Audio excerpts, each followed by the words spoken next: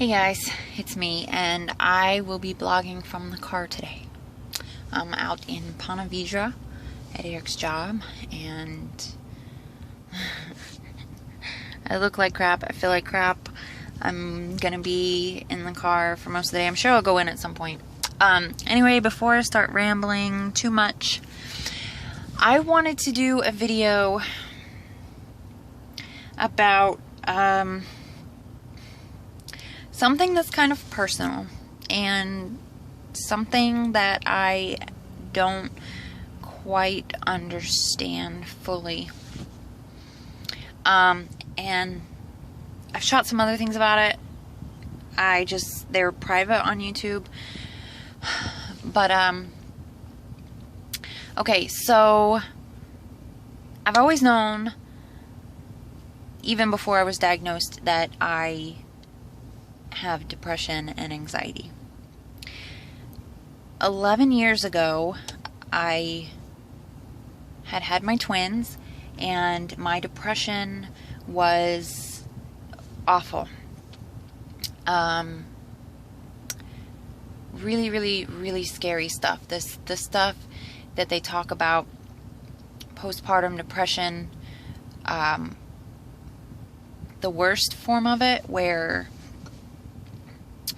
you get to the point of, if you've ever read the book Down Came the Rain by I can't think of her name right now. She's a popular actress and model. She had postpartum depression, but I can't remember what it's called when it's worse, where it causes like psychosis or something. She had her daughter, Brooke Shields. Down Came the Rain by Brooke Shields.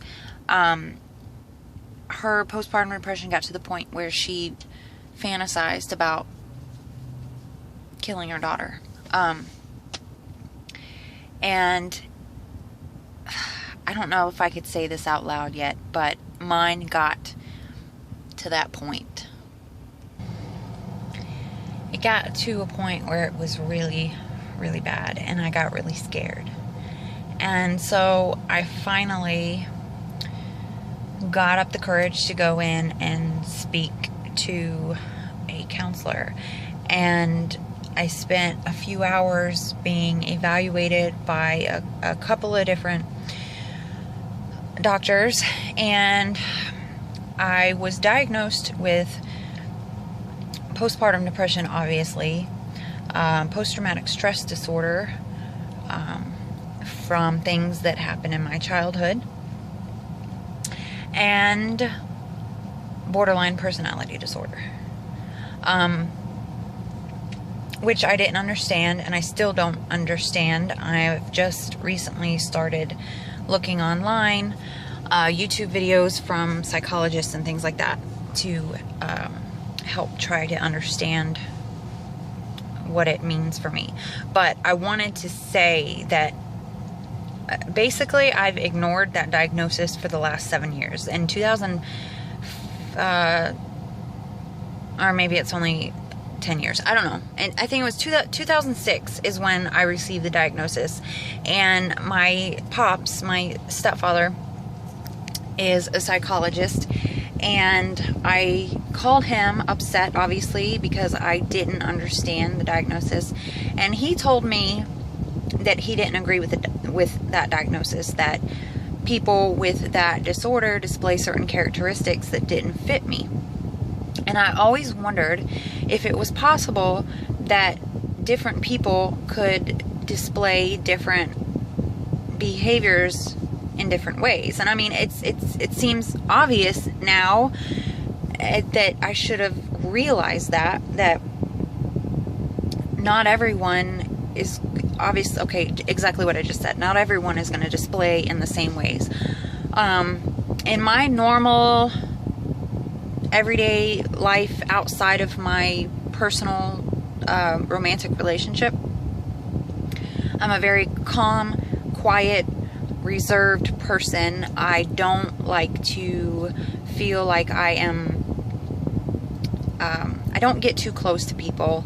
I don't really try to make friends. I don't really talk much. I don't open up very much. I'm very, like I said, reserved.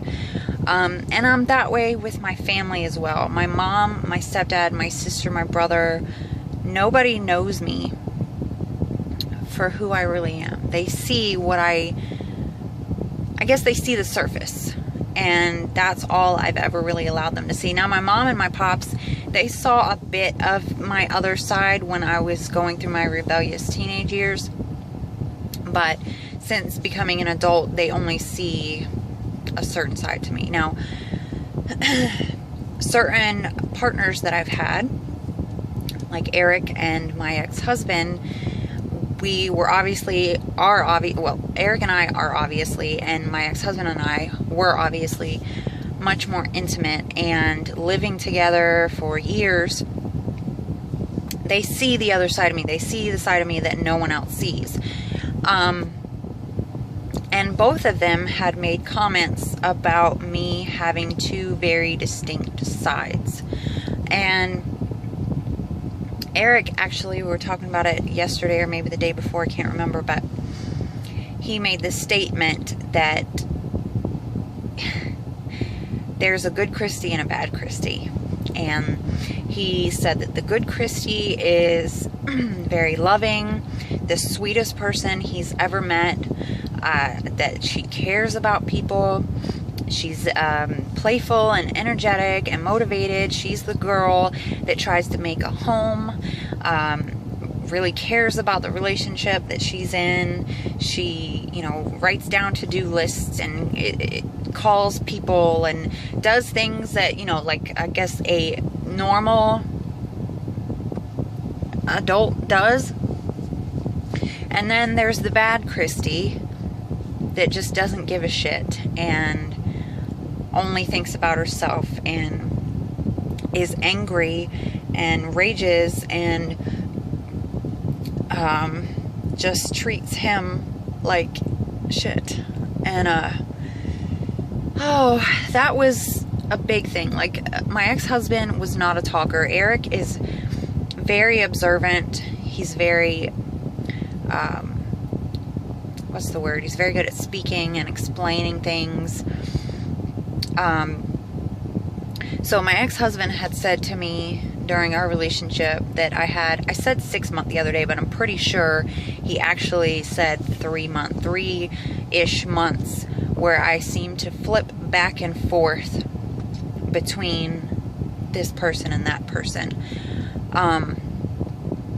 And I did not recognize that in myself at the time, but it's been 7 or so years since that relationship ended, and in the last, I would say, 4 years or so, I have really started to notice these things about myself. And then when Eric told me that the other day, it's like it really came to focus. Having him say it when I've been thinking of it and I heard it previously, it became so very clear. He actually, and he's not the first, but he actually told me that he thinks that I have bipolar disorder. And I've never been diagnosed with that, but I'm thinking of getting back into counseling. Now, this will not, like I said, getting back into counseling, this would not be the first time. I have tried or attempted to go through counseling many times before, but one of two things happen. Well, the same thing ultimately always happens. I quit going. Either because I feel like it's not working, and that is because I know how to put on a poker face in therapy. And I make the therapist believe, and I make myself believe, that things aren't as bad as they actually are. And sometimes I even get so focused on one topic, such as my relationships, that I don't really get into the other things that really need to be discussed and worked through. Like, I think the last time I went, it turned into being about problems with me and Matt and money. Matt is my ex-husband, and nothing ever came out of that. Other times I just didn't like what the counselors were saying, or I didn't like the way that the counseling was being done. Like I wanted more like workbook type activities. I wanted someone who would read my journals, because that is going to be where you really see who I really am. That's where I am my truest self, is in my journals, or when I used to keep journals. Now, because of things that have happened, I find that I censor myself in my journals, so that wouldn't really work now. But I didn't like just talking or whatever, and I really, really, really want to be able to either record myself like I do on my vlogs, or do a journal so that they can get a true sense of what's going on, and they don't just get my poker face. So the point of this is, I had ignored my diagnosis for 10 or 11 years now, and then I was on YouTube looking up something and came across a video of someone claiming to have split personality disorder, and through looking through that video and another video, you know how it happens on YouTube. You go on there, you could start on a gaming series, and you end up in some weird fetish place or something. I don't know. It just, you get lost in YouTube. But I ended up on a psychologist's page where she was talking about borderline personality disorder, and she was reading off from the book that psychologists use to diagnose people, all the I don't know if it's called characteristics or traits or things, and you had to have 5 out of the 7 or 9, I can't remember exactly, in order to be diagnosed. And I had all of them. One of them, not so much anymore, but all of the rest, I'm like, yes, that is definitely me. Yes, oh my gosh, that explains so much. And then I continued to watch her videos, and I came across one titled The Quiet Borderline. And she described exactly me in my everyday relationships. Now, in my personal romantic relationship with Eric, he sees the full spectrum, all those behaviors. People on the outside, my mother, my sister, my family, my coworkers, people who I keep distance from me, don't see those things. So to them, they don't exist, but they're still there. They're just in here because I won't or can't let them out. And then the day after all of that, I came across another psychologist who was doing a talk, and she was describing certain behaviors of borderlines, and she was talking about how she was referring to children in this one particular segment, and she was talking about how they get upset and they feel like they're not being loved or whatever, or not accepted by their parents, and they rage out. And it reminded me of times in my childhood when my mother would get upset with me, and I would just get this ball of fire in my body and my stomach, and like, you know, like right here, I would feel it. And I would go into my room and I would rip all of my awards that I had received in school off of the walls, and I'd just be crying and just so angry, and I'd rip them all to pieces, and in my head I'm screaming at myself that they're all lies, that I'm not a good student, and I'm not a good whatever, and I suck at this, and I didn't deserve any of it. Sorry, my nose is running. And it, like, I'm like, wow, that's exactly what was going on. And then in another segment, she was talking about tough love with borderlines. And tough love is something that I think my mom tried sometimes in childhood. My stepfathers most definitely tried to use this. And also in my relationship with Eric, he is, I guess, a strong believer in tough love. And that was something that was very, very, and remains to be very difficult for me, because I'm such a sensitive person that even the tone of your voice or the way that you're looking at me, even if you're not, it hurts so much. And that's exactly what she was saying. And I actually sent the video to Eric for him to listen to while he was working. That you can't use tough love on a borderline because everything hurts so much. And she quoted another psychologist or doctor that said that a borderline is, for borderlines, it's like literally living without skin. You can't touch them because everything hurts so much. So when he's giving me the tough love, and I mean, I don't really know how to explain it, except for like maybe he calls me out on my behaviors and he tells me that they're not acceptable. But it's, I mean, that even doesn't sound like that is that bad. But I mean, I don't want to, it's hard to give examples without it seeming, I don't know how to say this.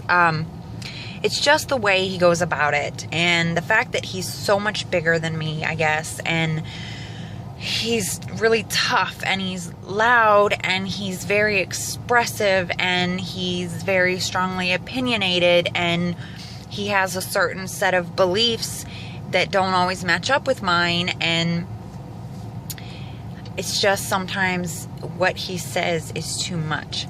And I still react the same way I did as when I was a child. So he could just be simply trying to explain to me why a certain, I don't know how to, I take everything so hard. And he'll come back and he'll tell me, I didn't mean it like that. And I wasn't saying that you're a terrible person, but that's exactly how I take it. Any little criticism, even if it's a constructive criticism, destroys me. And I feel like it means that that person doesn't love me, or that I'm just a terrible, terrible person. And on the way home yesterday, I had recorded something, and I got very emotional after watching these videos, because it just felt like for the last 10 or 11 years, I've been struggling with these things, not understanding why I can't have a conversation about an issue in my relationship without freaking out. If he is saying something about something I've done that he didn't agree with or didn't like, or he thinks maybe I should try to not do it, I was devastated. Or if I did something that, pissed him off and he's trying to talk to me about it and I couldn't handle it, I would rage. I would lose my mind. And he always says things like, I don't understand why you're so angry. Why are you so angry? Why are you, like, I'll slam doors. I'll run away from home. I'll take off and disappear for 2 hours. I mean, I just go and like sit in a parking lot and try to, I guess, calm down. Or sometimes in a very, very unhealthy manner, I will take, excuse me, an excess of Benadryl so that I can numb out and go to sleep. But the bottom line is these types of behaviors are not normal. Two adults should be able to sit down and talk about their issues and their feelings without freaking out. He should be able to tell me how something affects him without me getting hurt and then getting offended and then getting angry. And another thing that the lady psychologist talked about is when she goes into her rage states, is what she calls them, which is what Eric refers to as bad Kristy. She said that it takes someone with borderline a long time to switch off emotions or come down from emotions, and it's true of me. When I get angry, and actually I just came out of a 4 or 5 day, well, no, the first day was more of a feeling empty and needy type feeling, and then from that it switched into anger and resentment, and that lasted 4 days. Like, Eric could not say anything to me about anything having to do with us and what was going on without me flipping out. And yeah, she was saying that it would take her 3 days to come out of her rage state. And I just got so emotional because someone finally put a label or a name or a face to what I've been experiencing. And for so long, I just didn't understand what was wrong with me. I almost felt like I was, when my rage states or bad Kristy takes over, it's like part of me sometimes could recognize that what I was doing was irrational, but I couldn't stop it. It was like a runaway train.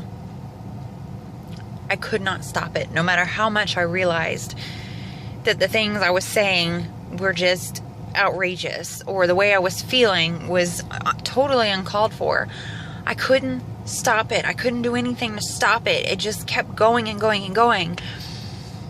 And I guess it's just a relief to know that there's a reason. To finally start to understand that there is something that's causing this, and it's not just that I am an immature adult and I'm never gonna grow up and I'm never gonna have a successful relationship because whatever. To know that this is something, this is exactly what a person with this disorder does, and that there are ways to work on this. There are exercises, and there are programs, and there are workbooks, and there are things that I could do to try to heal and deal with and manage what this is. I swear, every time I get on camera, I start doing this weird belching thing. I don't do that normally. Maybe it's because I talk so much, and I normally don't talk so much. Am I covering up the microphone? No? Okay.